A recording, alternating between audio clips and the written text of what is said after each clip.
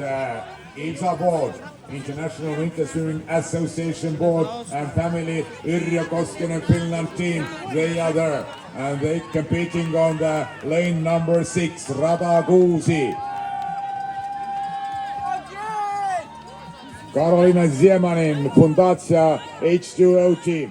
From Poland is leading also Mona Myllyaho ja Todiset, myös Clan Austral Chini ja Martta Ruuska ja Skipiti Sammakot.